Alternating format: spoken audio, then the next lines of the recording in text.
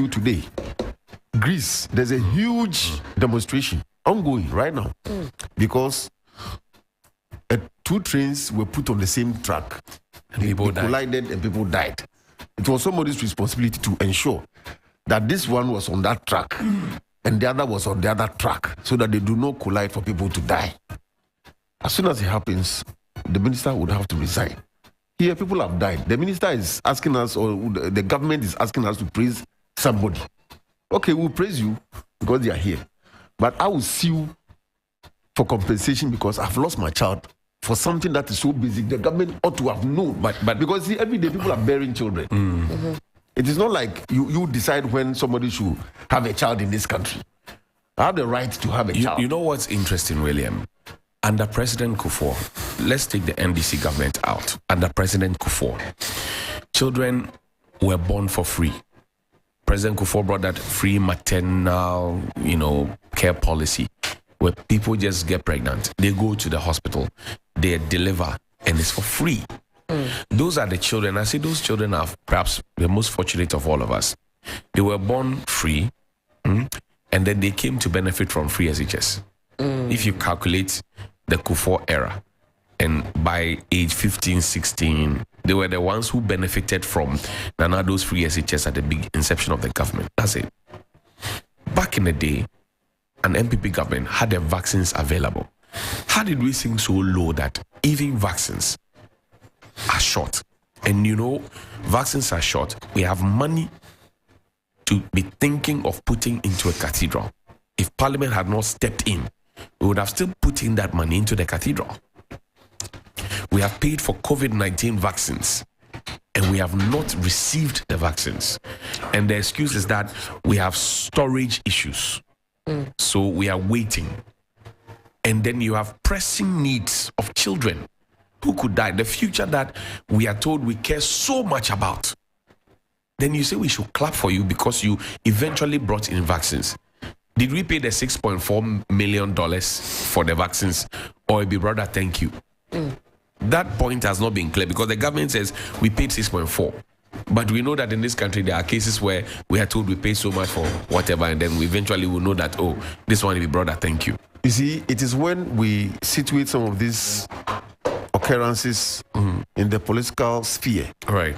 when we push them into the health sphere, we put them into like the media space, Right.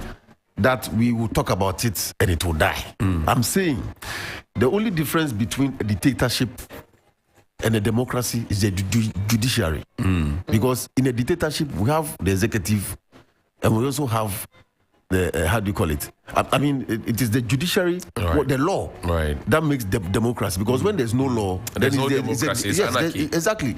So now that we have the democracy, it is making the difference for us to have the judiciary. So let's use the courts. But do you think that people have a lot of confidence That's in why the I'm sitting judiciary here to and want to encouraging. even... That is, you see, it is for us as a people to start from somewhere. Well, Right. but And I have the responsibility as a journalist to set this agenda. And I'm saying this morning on this show that the only difference that we can enjoy in this democracy is the judiciary. They are the only people that make this a democracy. Because the law, they are the only who can uphold the law. William, you see, there are people who have lost relatives due to medical negligence.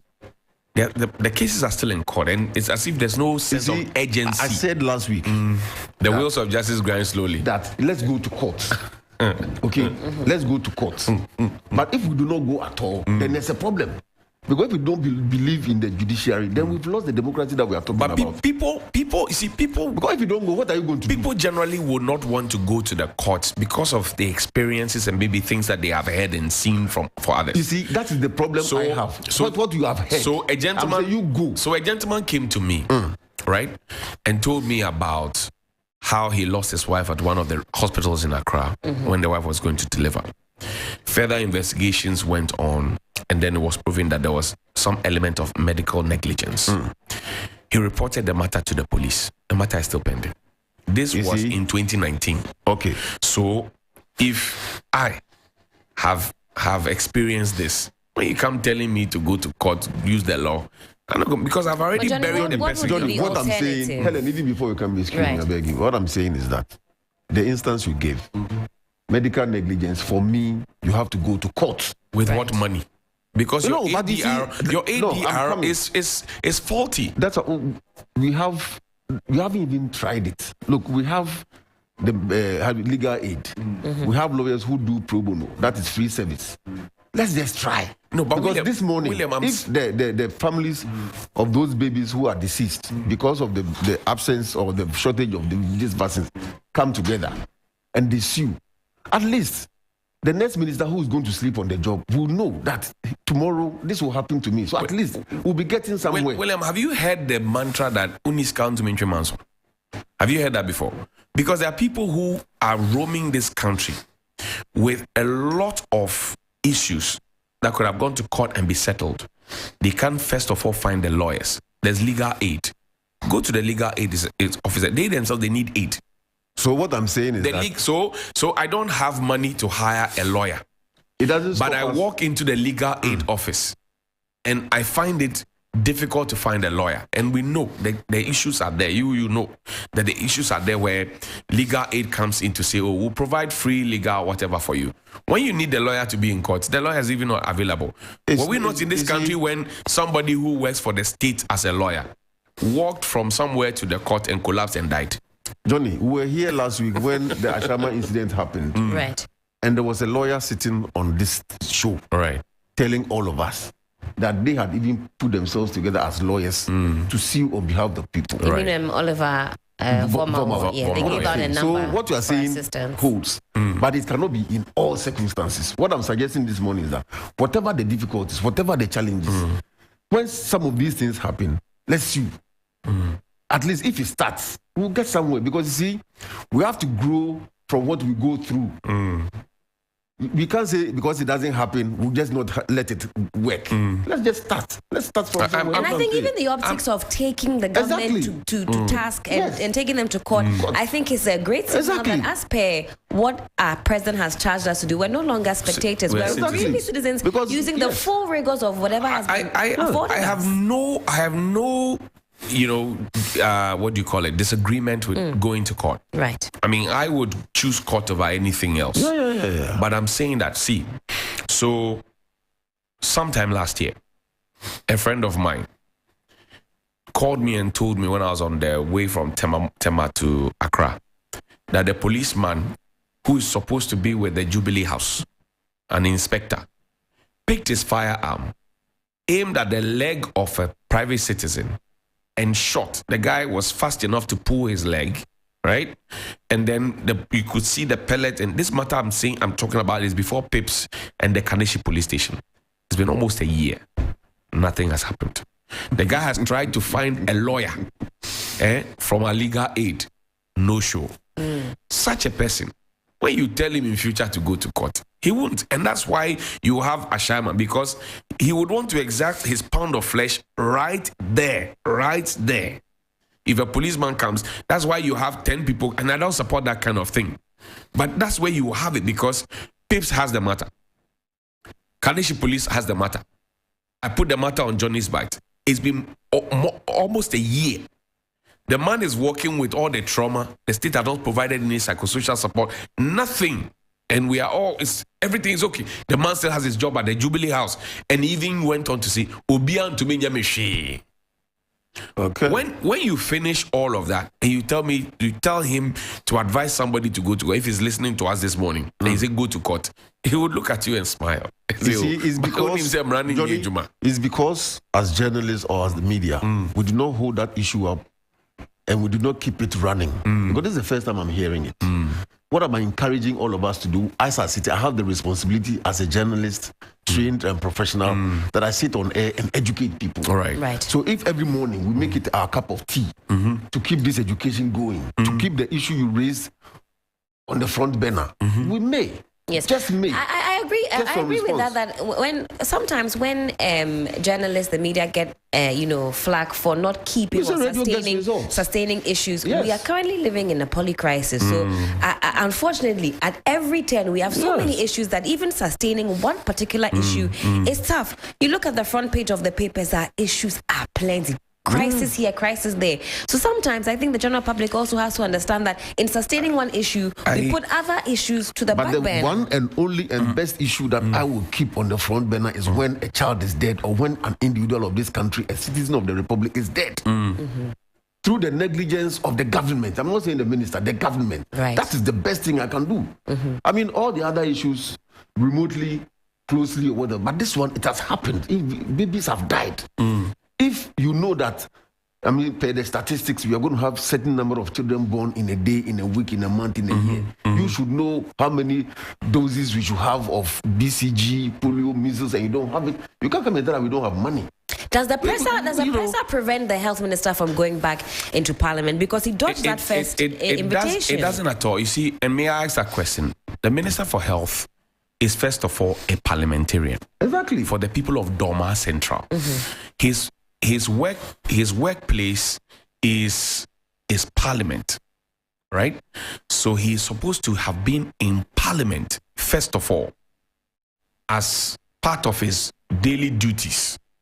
How is it that then he's invited to answer questions on the shortage of vaccines or the non-availability of vaccines and he doesn't show up at all? Because even at work. Because he knows that he has a tacit support of the president to say that Kwekwajima Menu, when he stood before all of us in parliament and said that he wasn't thinking straight and took that decision to buy vaccines at an inflated rate, nothing has happened. The president said he's the most vilified minister in the whole of the. Come back and say the same. The whole of the. Then he said he feels that he's being attacked by people.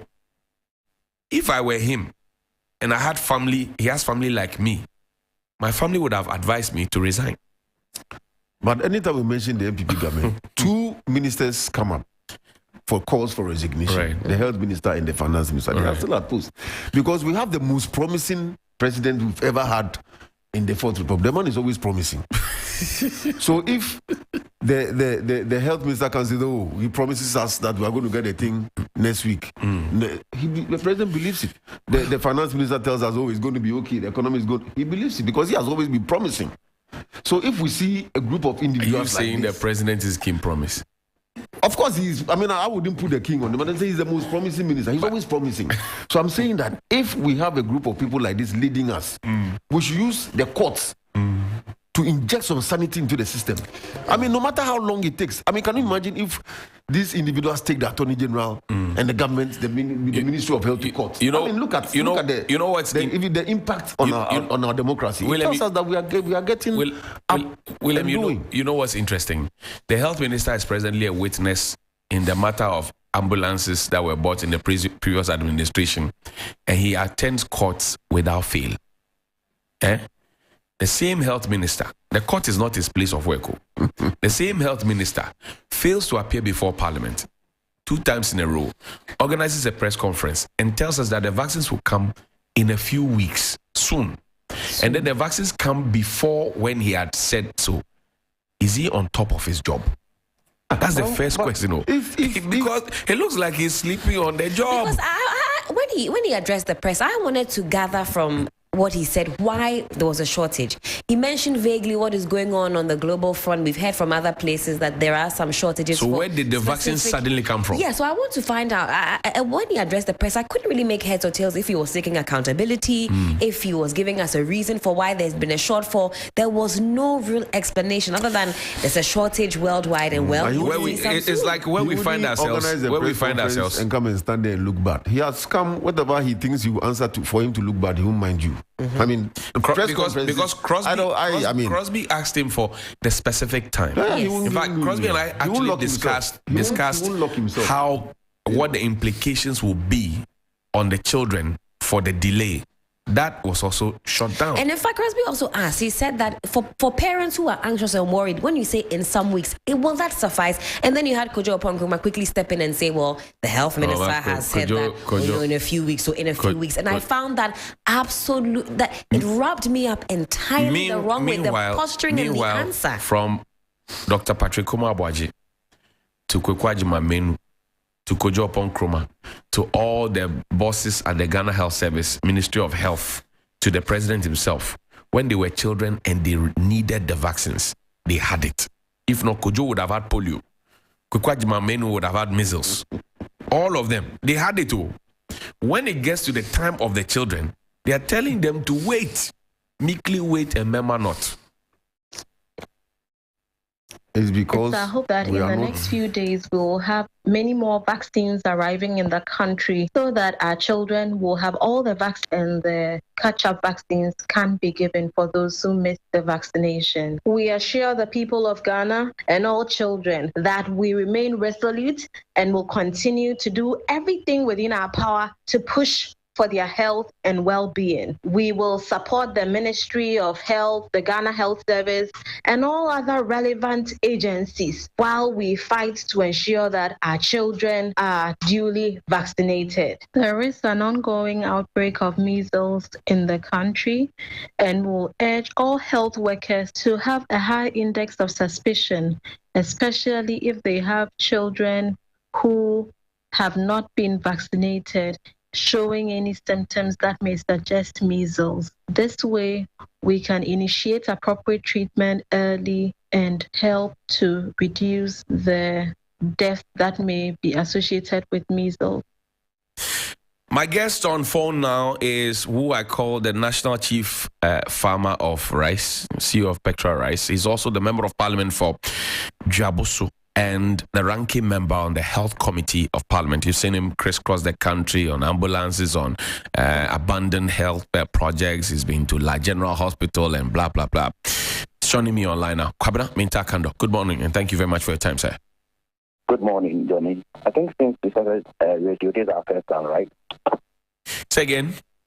I think since you started radio, is that our first time? This is our first time of having a chat on radio. Oh, okay. Right. The vaccines... kudos to, I think you are doing so well on radio too. Thank you very much. We're grateful. This will be the first time we're speaking about the vaccines. They are in, finally. Should we jubilate? Should we not?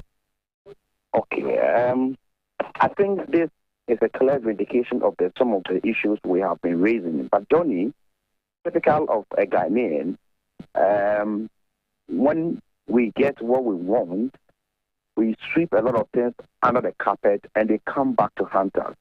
Let me take this opportunity to run through the issues so that if somebody, this is the first time anybody is listening to us, they will understand the issues. Johnnie, number one, polio, tetanus are not diseases like COVID where we have just discovered them.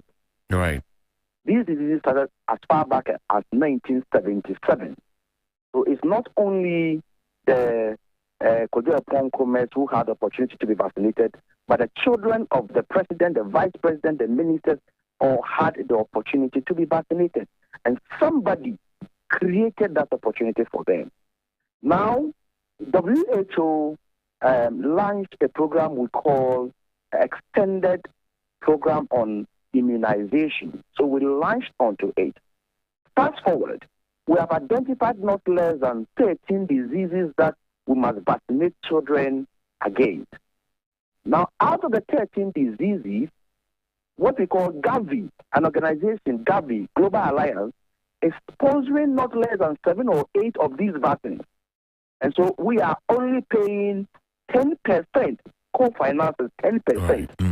Interestingly, those vaccines that Gavi is sponsoring, we have not run short of these vaccines in this country before. So we always have, although Ghana is supposed to pay only 10%, but we even default in the payment of the 10%.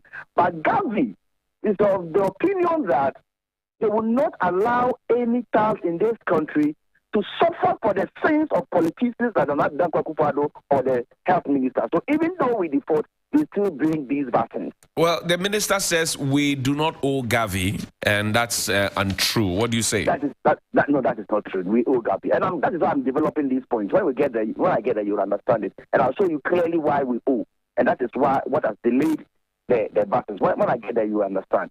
Now we are left with only 3 or 4 of these vaccines that we are supposed to pay 100%, and these are the vaccines that have run short in this country.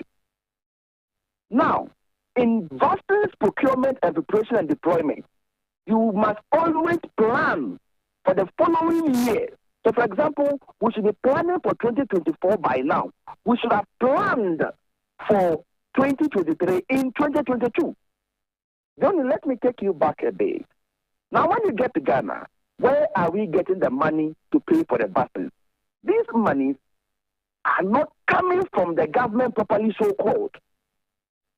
Every year we do what we call the National Health Insurance Allocation Formula.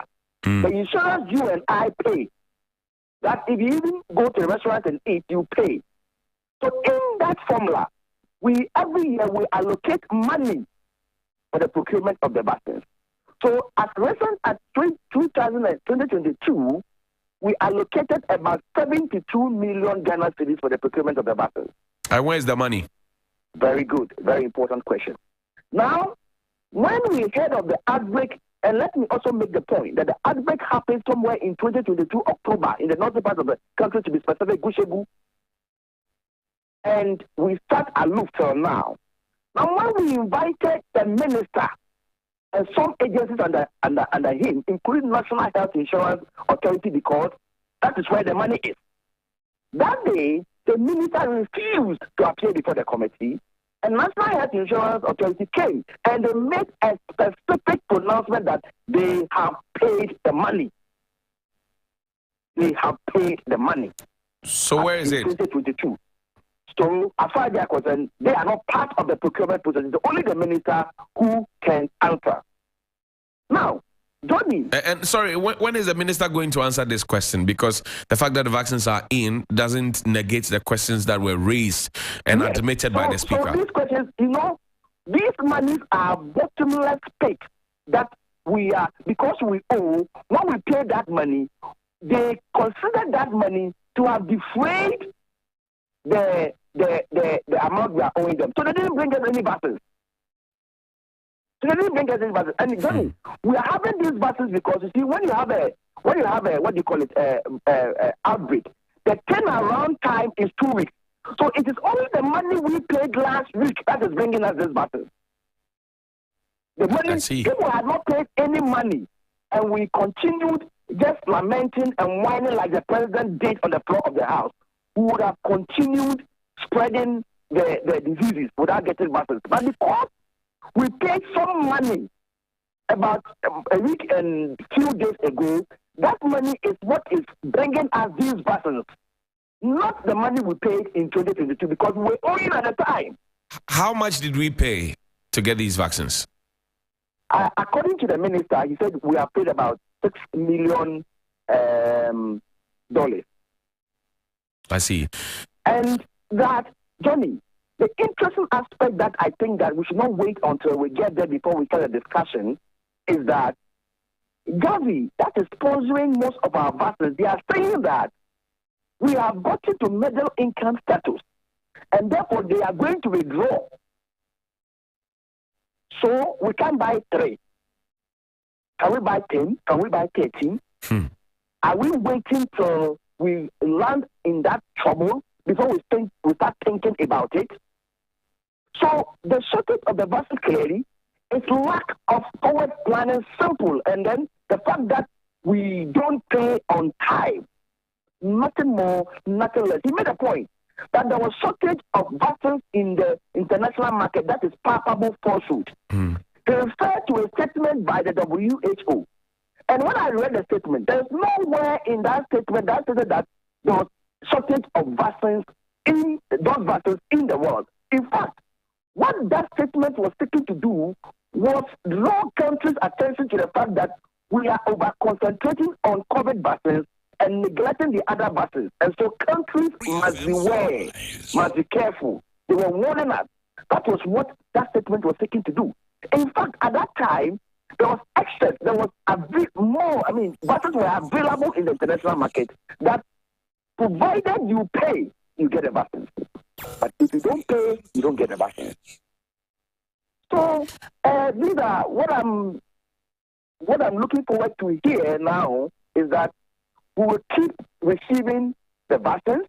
We will distribute them to the various parts of the country. And Johnnie, one interesting thing that we have even not looked at all, we've not considered at all, is the fact that the minister said we have not recorded any death. The president said we are not recorded any deaths. That's right. And these are falsehoods. We have recorded about 5 deaths. 5. Where? Yes. Where? In another matter, because we spoke to, I've forgotten this man, Professor. I was on the same program with him, one of the pediatricians. Right. And another dangerous thing, Johnny, is that we still have samples as far back in 2022 we have even not tested. Why? Because they say they don't have the reagents. So we have samples sitting down. But where were these deaths recorded, if you care to share? The deaths were recorded, I'll get you the details about the deaths were recorded in the northern part of the country. And because they wanted to cover up. It is one out of 2 or both. It is either because they wanted to cover up not for people to panic, or they are not on top of the issue. And any of these or both is not the best. We have recorded, we have recorded death in Mills. And when they were saying that, Johnny, not only is the death the unfortunate aspect, but even if you contract the disease and you don't die, it has debilitating effect on the individual, especially the measles. I am told that you can grow, if you get the measles and you're not very careful, you can grow as old as, let's say, 30 years, and you still have the mind of about 5-year-old person. I see. Yeah, it has some kind of effect on your brain. So sometimes you are even better off when you die. Sometimes too, especially polio, you will not die, but you'll be crippled. The minister said you are politicizing the issues and that you are trying to play politics with a national issue. Don't create the shortage of vaccines and now politicize it. Simple. So go and squander Sputnik's money and I don't have anything to talk about. Complete all the abandoned health facilities. What will I talk about then? Go and do La General Hospital. Once you finish constructing it, will I politicize it? In fact, if I will have to politicize it for us to get what we want, I'll continue to do that. What kind of behavior is this?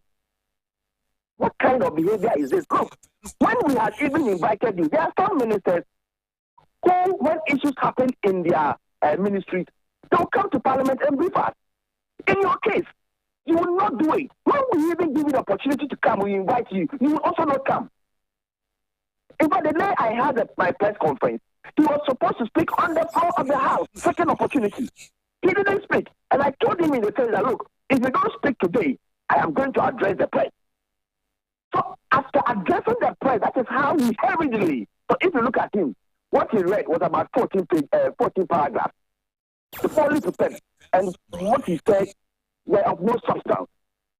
You know, how can we have a minister like, in fact, in some other jurisdictions, this is a crime. To sit down for vaccines, to short for vulnerable children to suffer. It's a crime. Well, so the vaccines came in earlier than the minister had said they would. You should be applauding him, no? Johnny, we have to be very careful.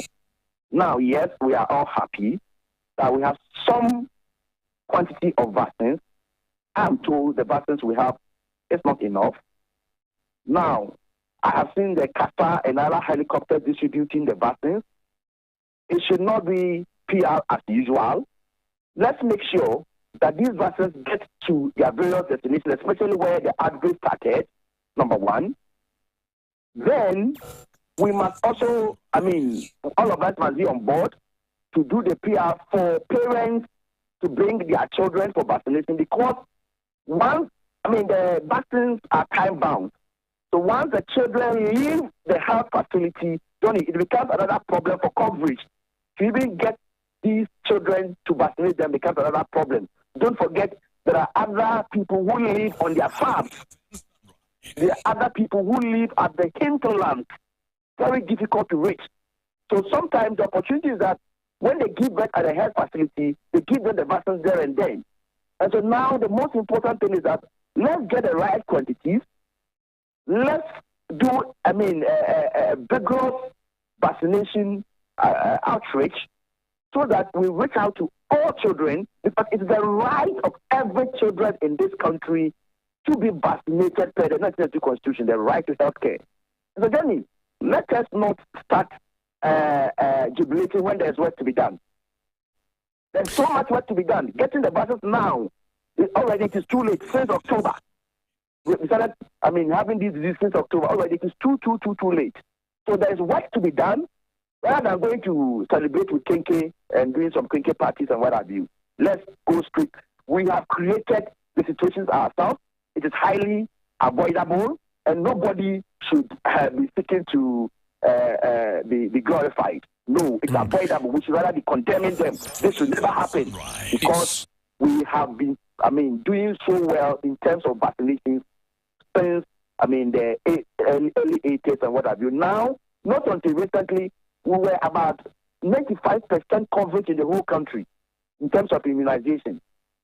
But now, all the gains we are chalked have been ruined by the outbreak of measles. I see. The other question is that because you mentioned the Sputnik V, the minister has questions to answer. In fact, Parliament has not taken the vote on that matter, whether to put the minister's head on the chopping board or not. That's one. Two, this is a week within which the minister is supposed to have appeared before Parliament to answer relevant questions as to why there was a shortage after all. The minister has not answered that. It looks like Parliament is treating the minister with kid gloves, yes? Okay, so the minister refused on 2 occasions, but to be fair and frank, I think was it Friday? No. On Thursday, the minister came on Thursday. And so on Thursday, we had the opportunity to ask him several questions. And although he fumbled, but once he appeared on the floor of the House, there are rules. Whatever answer he gives you, you can't even debate the answer anyway. That's the rule of the part of the House. So he came. To be very fair, he came on Thursday. He came. But regarding the Sputnik V issue, the question has not been put. I remember the last time it was the Honorable Joe Sewusu who was in the chair, and he deferred the question. When is that going to be taken so that the people of Ghana have a peace of mind and the rest of mind? Because that's also vaccine related. On the issue of the Sputnik, investigation and what have you, we have discussed, debated, and taken the report, and the report is now the property of the House. We had some recommendations, but it was after the report was taken that there was a censorship motion to be moved, and that censorship motion has been standing on our other papers for some time now, and I cannot determine the business of the day, so I cannot speak to that. But as for Sputnik, we did our work, as you all saw, and we submitted our report. The report was debated, vote was carried on the report, but it is rather the censorship motion that has not been carried and moved and debated. One of the things that the public has been talking about since the news got out that we had vaccine shortage was whether or not Ghana has the capacity to manufacture its own vaccines, given the fact that we're reaching middle income and very soon we will be off some of these freebies that we get, or the donor funding and all of that. Are we in a position to manufacture our own vaccines from where you sit as a ranking member on the health committee? Do you know? Okay, so there are a lot of vaccines, and we must begin the test. You understand? Even if we start producing 2, 3, I believe that we'll get there. But to be on the line at the moment and tell you that we'll be able to produce more than 15 vaccines as a country, I think will be too much for now. But now we have the Vaccine Institute bill passed into an act, and so we must have our priorities right as a country, because you don't have vaccines and you are thinking about pumping money into construction of cathedrals. That is a problem. It's a challenge. You are ballooning your government and spending anyhow, recklessly. So once we prioritize them, we'll get there. Let's start with, let's say, some number of vaccines. We start with the research, we start with the development, we start with it. And in vaccines, you see, it's not like any ordinary medications where you can walk to the counter and buy over-the-counter medications. Vaccines are not like that. And so before we can even begin to produce any vaccines in this country, it must be led by the government of the day. So if you go to Russia, for example, Sputnik V is led by the Russian government, even in its field. You understand? So what our government should be doing is that, look, you can be talking to the West African countries, like, look, I am producing vaccines for, let's say, measles, or polio, or tetanus, or tuberculosis. So I need you to come and uptake these vaccines for me. So other countries will come and buy from your country, because don't forget that these individuals or private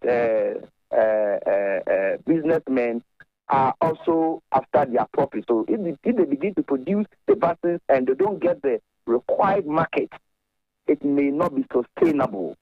And I think that there's a lot to be done. We've created the legal framework, but a lot must be done. We should not be doing what we call sell and finish.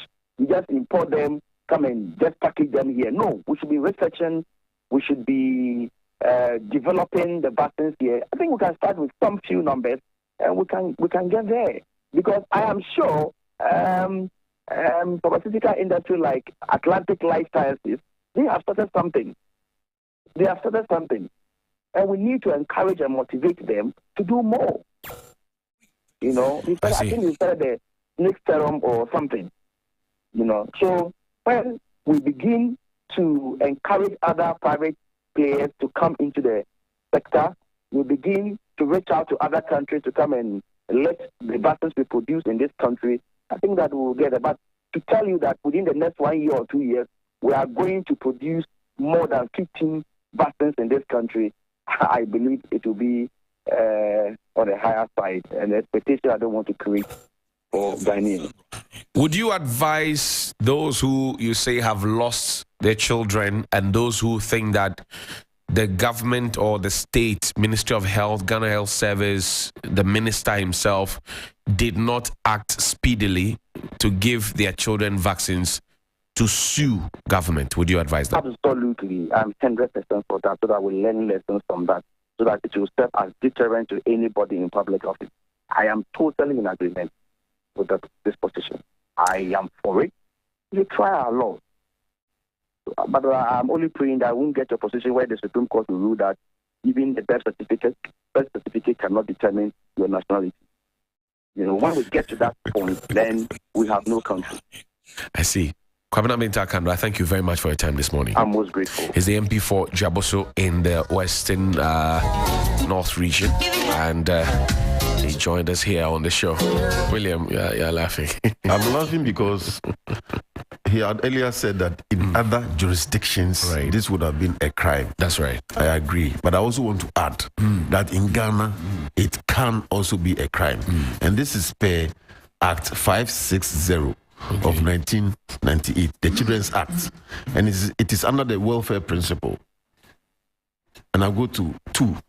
The best interest of the child shall be paramount in any matter concerning a child. The best interest of the child shall be the primary consideration of any court, person, institution, or other body in any matter concerned with the child. So the ministry is an institution, the minister is a person, and I'm saying that the courts that I'm encouraging them to go is also mentioned here. So when they go to court, the court will even have to be, per this law, treat that matter as a matter of urgency and deal with it. That's right. So they should go to court. If indeed people have lost their lives, that's massacre. That's the report we are receiving, and we have numbers, about 5 of them. That's right. And as the ranking member is saying, we should test the law. And I've said that since this morning, and it's clear here. It's not only in other jurisdictions like he's saying, even in Ghana. But he caps it with some doubts about the judiciary. Well, everywhere in the world. Even in Nigeria, when the elections were going bad, what were people saying on the street? They said they didn't believe in the courts. But there are 2 alternatives for me. You either go or you don't go. And I'm saying that we should go because it's the better of the 2. Buy a lawyer. That's the point. You have no option. We are in a democracy. You cannot do anything. Somebody told me over the weekend that when Kevin Taylor took Honorable Kennedy Japan to the court in the U.S., the court threw Kennedy Japan out and said the man was doing something of public interest or in the public interest. He threw him out. And he said that he doubts if in Ghana this same matter is taken to court, the court will sound the same. I'm just echoing the sentiments of people on the streets and what they think, that if you have money, if you have power and influence, you are sure to get the matter tilted in your direction. If you have, look, Nam1 is working free today. Nam1 is working free. No, Nam1 is working free. People have said on record that their relatives have died. People meet you and they complain. So won't you people say anything about Nam1 for us? But William will tell you the wheels of justice grind slowly. Yeah. So that's something that also has to be made known. So we are waiting. People say, but then, if you've seen somebody who is alleged to have duped you, and he's comfortable, and you are the suffering end, and your money is there, and you still don't have your money, but they say, the wheels of justice grind slowly. If you put 1 and 2 together, you will not be happy. Right? No, I'm not talking about the emotions, whether you be happy or not happy. You see, the courts are there. The lawyers, they say they are expensive. Some say lawyers are bad. Right. But until you get a murder case on your head, that is where you know the essence of a lawyer. You are put in the bracket of a suspect, and you need the law, and you need the lawyers, and you need the courts. You go to them, and that's why we're in a democracy. Until you are a shaman, being happy or not. That one is emotional. So let's encourage them. I will be very happy tomorrow to hear that they've come together, look for a lawyer. So lead them, But you know, we've started the conversation. So why not? William has led the charge at least. You have lawyer friends and things. Lead them. You have more lawyer friends than I. No, I don't have more lawyer friends than you. You have lived longer on this earth more than me. How come you? See this man's argument because I have more lawyer friends than you. So this man, Johnnie. Okay.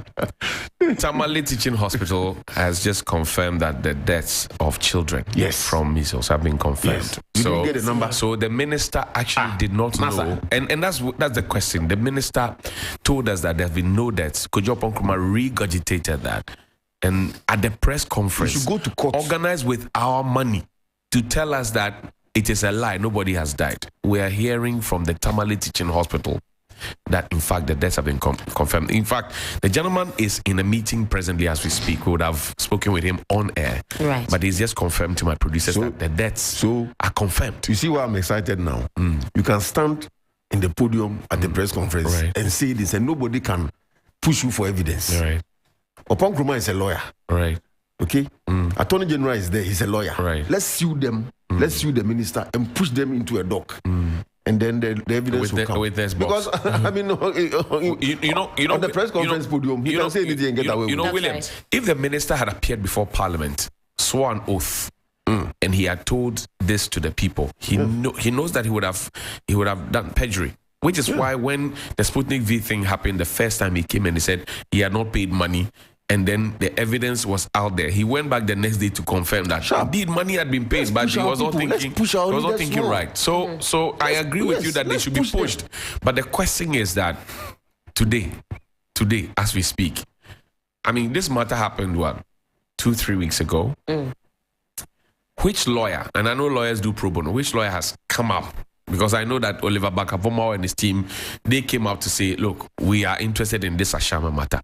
Which lawyer, human rights lawyer, have we seen come out to say, we are also interested in this? Now that we've had the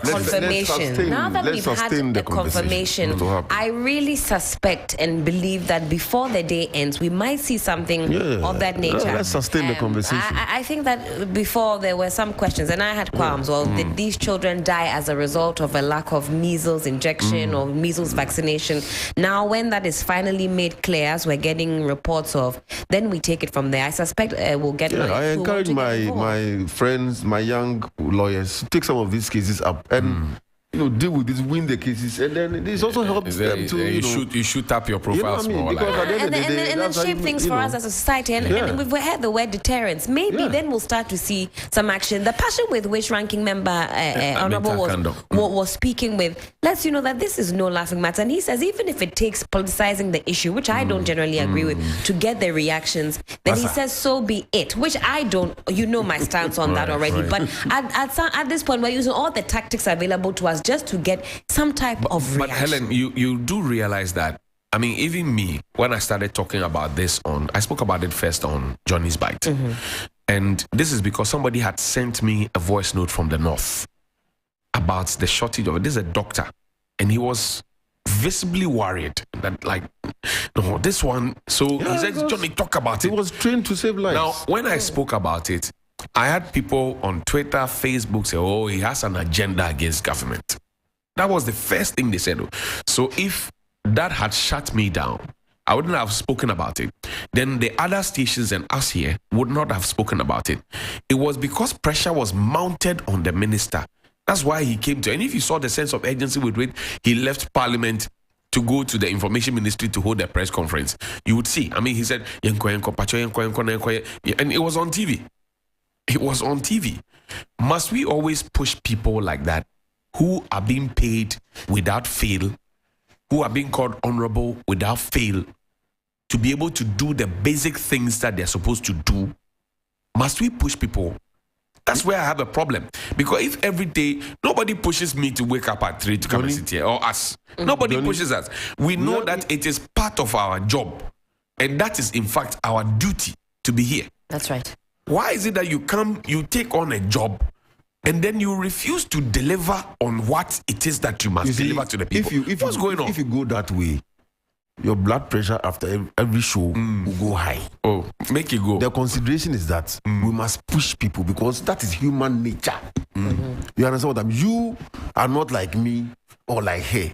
Since last week, I've been battling cold. Right. I come and sit here. If you put off the air conditioners, the machines will slow down. Yeah. We try and manage. Today I'm wearing mask. I've made an adjustment. Me to my neck. Your neck, you are here.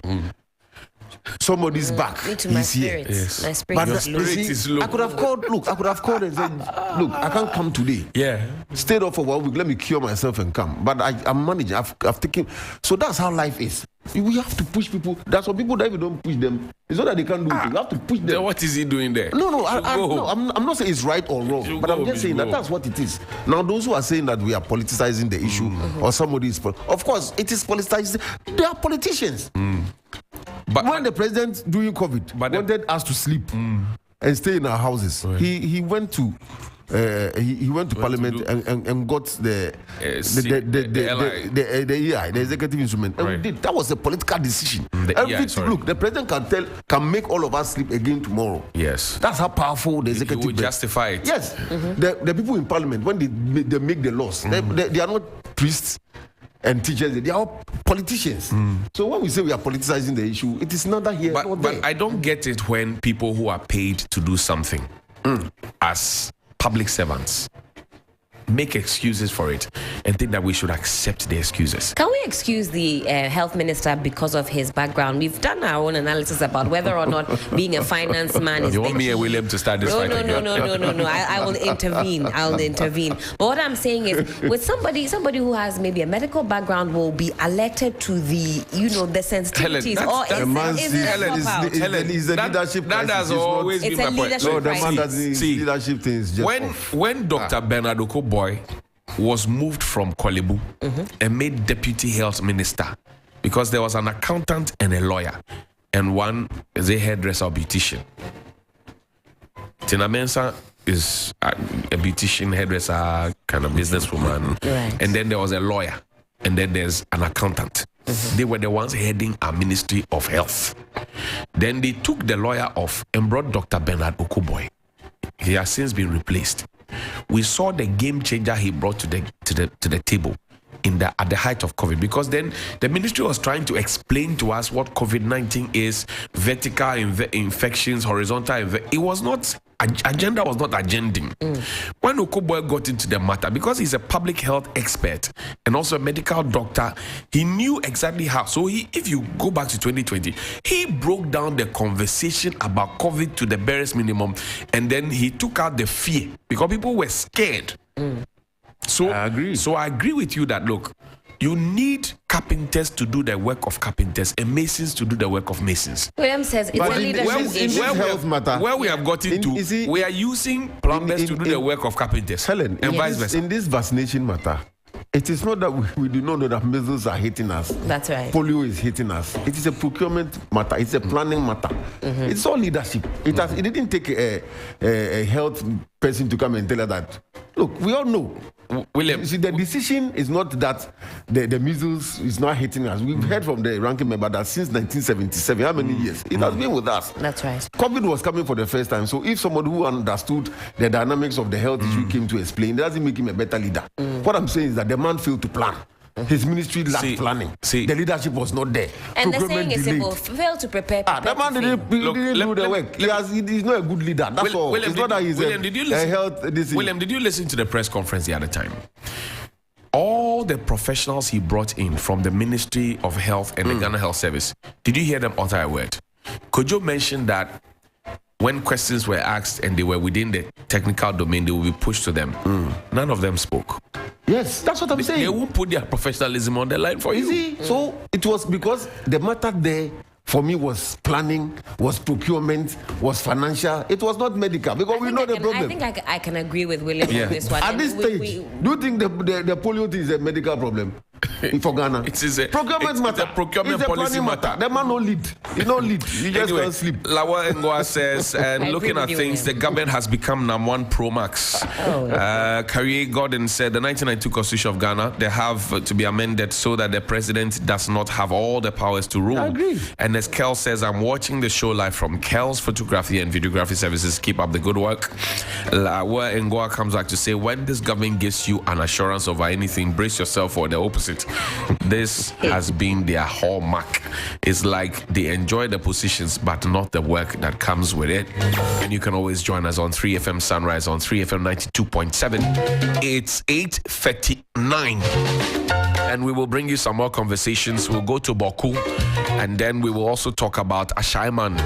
Some suspects have been arrested. We will ask the critical questions and when we return from this break as to whether or not the military's action and the people they picked up, whether they were part of the suspects that have been apprehended. The police now is issuing a statement, whereas the police been all this while when the soldier was murdered. We are interested in this matter and we will get back to it. We will also go to Boku where we are told that the Select Committee of Parliament, the Defense and Security Committee of Parliament, they got to the place and they had to flee. They had to flee. Flee. The Defense and Security Committee. Are you ready? When the police went to Adofwe, yes. Tactical retreat. Sefazata, I said, I'm not running. You are running. Say you are not running. We'll see you after this break.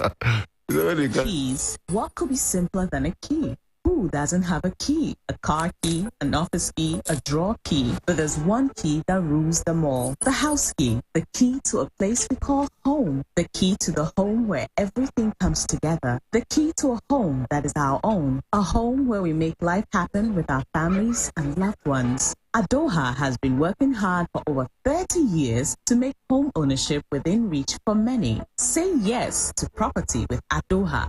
Your dream home is one call away. Your dream home is a few clicks away. Visit our Accra project, The Place, by calling 030-2789-757. Do you need money to start a business? Do you need money to expand your business? Are you a government or private sector worker in need of money to sort out emergencies? Do you need working capital loan or do you need an emergency loan? Quick Credit will loan you money so you can repay in flexible terms. It's collateral-free loan with no susu, savings, account opening or deposit wahala. You just need to be a Ghanaian with your Ghana card. Quick Credit covers all forms of loan, and so you have no excuse not to work this year and beyond. Call Quick Credit on 030-2200-390 on 059-6920-833. Take note, we do not give loans via the internet. Beware of scammers. We are regulated and licensed by Bank of Ghana. Terms and conditions apply. Quick credit. Lending made simple. That is a human you. That is a human feminine mission. A master was so many so Emma. Ye we and science ya bia. A sans yes, your man.